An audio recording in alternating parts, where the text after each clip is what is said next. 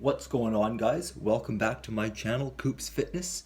If you're new here, make sure you like this video and subscribe to my channel right away. Okay, so in this video, I'm just gonna go over all different ways to perform dumbbell presses, right? So I'm talking about chest presses, shoulder presses, different incline presses, different variations, all that. So obviously, any kind of upper body press movement, upper body push movement, whether it be a dumbbell press or a barbell press or a flat press, incline press, overhead press, whatever. Basically, it's the same thing.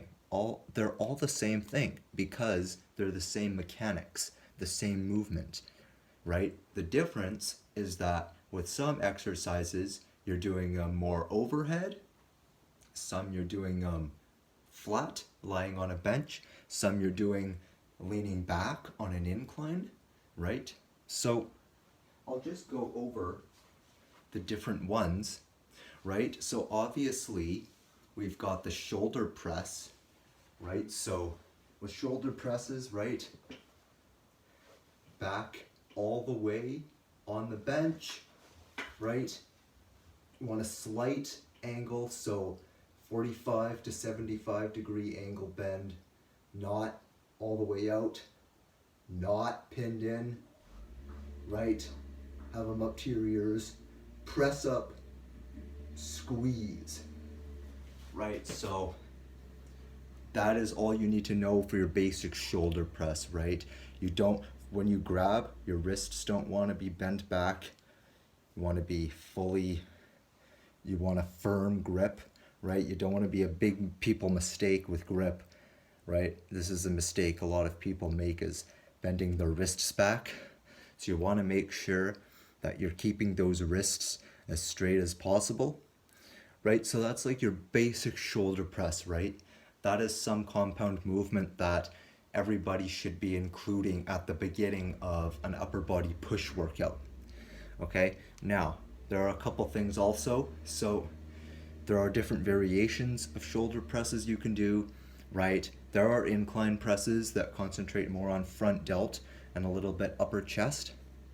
There are machine presses, right? There are barbell presses, dumbbell presses, Arnold presses where you get a greater range of motion, right? You come here, then you rotate out, right?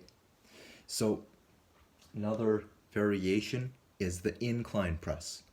So that's basically the same thing, except the only difference is you are lowering the bench just a little bit. So for here, what that would look like is you're just basically lowering the bench, right? You're just adjusting it slightly. And you're moving it to the desired incline that you want.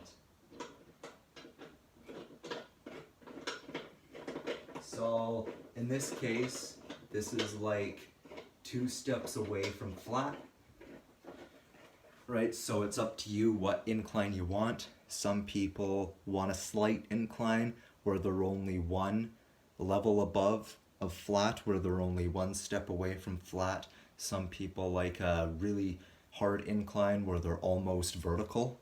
So like doing a shoulder press, but on like a slight back incline, right? The bench has at least 5 incline adjustments.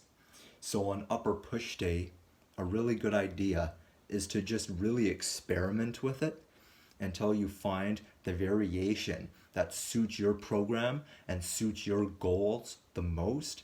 So it all depends on if you should be concentrating rather on chest presses or rather on shoulder presses. If your goal is to get a better bench press, obviously you want to be focusing on the bench press, so you should be chest pressing, but also you want to include some shoulders, right? Because your shoulders are a synergist helping muscle for the bench press, right? The bench press is a compound multi-joint movement. So that's something that you definitely have to consider, right? Now, so for the incline press, right? Same thing, right? Same mechanics, same principle, right? Kick the dumbbells up, the same cues and everything for your elbows tucked in, firm grip, right? Full back contact with the bench. Press up, control it on the way back down. Now, that is more like a bench press, not so much a shoulder press, because now you're taking the stress off of the shoulders and you're concentrating it on the chest, right? It's a chest press. But the variation of the chest press that it is makes it concentrate more on the upper chest, not so much the entire chest as a whole. Because when you're doing it on an incline, the angle you're doing it at makes it so that you're hitting the upper portion, the clavicular head of the pectoralis major. Okay, so when you're doing incline presses, those are bench presses, not shoulder presses, but they're concentrating on your upper chest. Okay, now the final variation that I have to show you is the simple classic flat bench press. So with the flat bench press, of course, obviously, you're lowering it down to the lowest possible setting that the bench can go.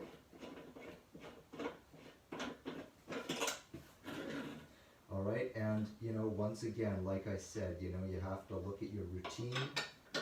You have to look at your goals, and that'll help you determine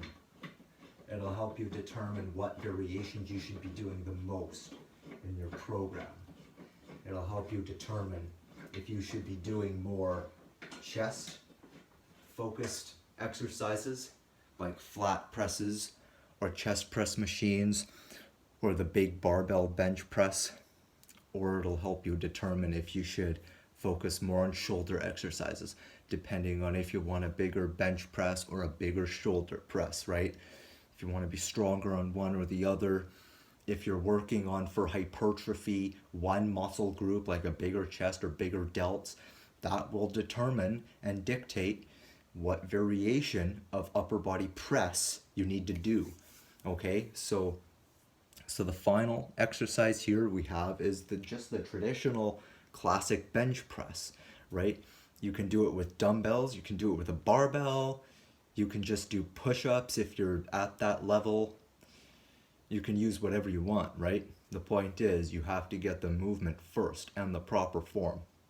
So with the bench press, right, still the same thing, right? Even though it's a completely different exercise from the shoulder press, really it's the same thing. It's the same idea, same principle, same mechanics. Remember, upper body push movement is key.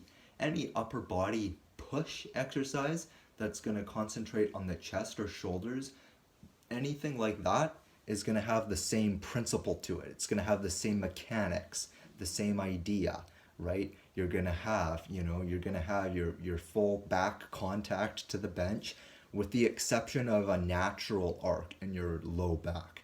So you should have full contact with the bench, with your back, with the exception of having a small natural arc in your low back. That's the general rule that you have to understand with any kind of press. So I'm going to lay back here.